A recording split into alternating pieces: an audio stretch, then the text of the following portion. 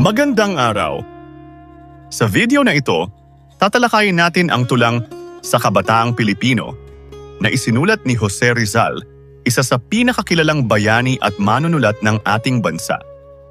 Ang tulang ito ay isinulat ni Rizal noong siya ay kabataan pa at nagsisilbing pagpupugay sa mahalagang papel ng kabataan sa lipunan at sa kinabukasan ng Pilipinas. Sa araling ito, ating babasahin ang buong tula na mayroon ding maikling paliwanag sa bawat saknong. Tatalakayin ang mga piling talasalitaan at sasagutin ang mahahalagang tanong tungkol sa mensahe at damdamin ng tula. Layunin ng araling ito na maunawaan natin kung bakit itinuturing ang kabataan bilang pag-asa ng bayan at kung paano hinihikayat ni Rizal ang mga kabataan na paunlarin ang kanilang talino, dangal at pagmamahal sa inang bayan. Kung handa ka na, simulan na natin ang ating aralin. Sa Kabataang Pilipino na isinulat ni Jose Rizal. Itaas ang iyong noong aliwalas. Mutyang kabataan, sa iyo ang paglalakad. Ang bigay ng Diyos na tanging liwanag ay pangitawin mo pag-asa ng bukas. Ikaw ay bumaba o katalinuhan. Mga puso namin ay naghihintay. Magsahangin ka nga't ang aming isipay ilipad mo roon sa kaitaasan.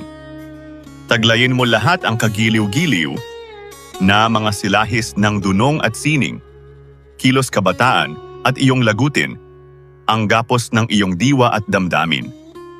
Masdan mo ang putong na nakasisilaw, sa gitna ng dilim ay matitigan. Ang putong na yaon ay dakilang alay sa nalulugaming iyong inang bayan. O ikaw na iyang may pakpak ng nais, at handang lumipad sa rurok ng langit upang kamtan yaong matamis na himig doon sa Olimpo'y yamang magsisikip. Ikaw na ang tinig ay lubhang mairog, awit ni Pilomel na sa dusay gamot, lunas na mabisa sa dusay himutok, ang kaluluwang luksa at alipin ng lungkot.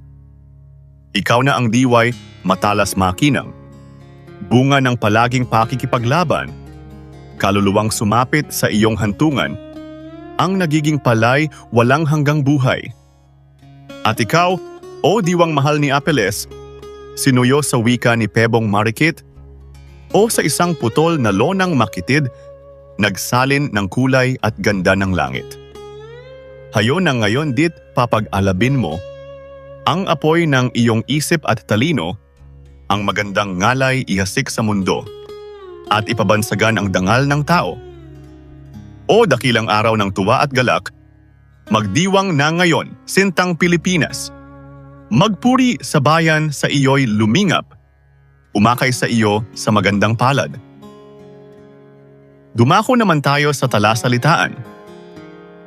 Mutya, isang bagay o taong itinuturing na mahalaga, pinakamaganda at ipinagmamalaki.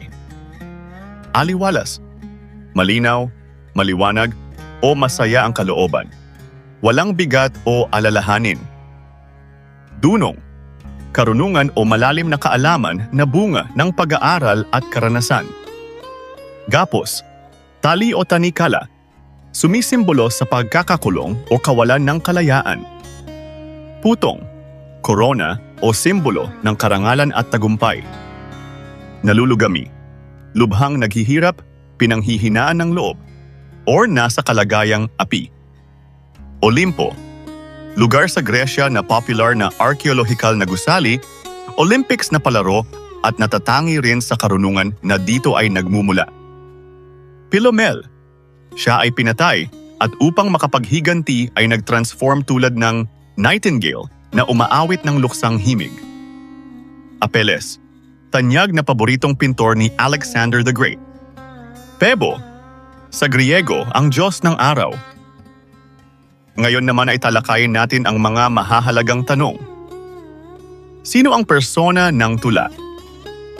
Ang persona ng tula ay si Jose Rizal mismo na nagsasalita at nagbibigay ng payo at paalala sa kabataang Pilipino. Ano ang tema o paksa ng tula? Ang tema ng tula ay ang mahalagang papel ng kabataan sa paghubog ng kinabukasan ng bayan sa pamamagitan ng edukasyon, talino at dangal. Ano-ano ang damdaming ipinapahayag sa tula? Ipinapahayag sa tula ang mga sumusunod na damdamin. Pag-asa para sa kinabukasan ng Pilipinas. Paghanga at pagtitiwala sa kakayahan ng kabataan. Pagmamahal sa bayan. Inspirasyon at paghihikayat na magsikap at maglingkod. Ano ang mensahe ng tula sa mga mambabasa?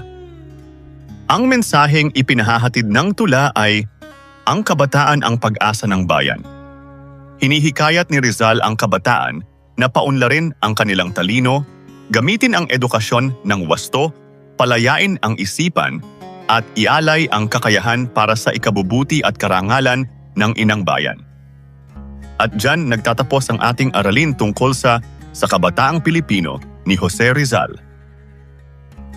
Kung nakatulong sa iyo ang video na ito, huwag kalimutang i-like, mag-subscribe at i-click ang notification bell para lagi kang updated sa mga susunod nating aralin. Hanggang sa muli, maraming salamat sa inyong panonood.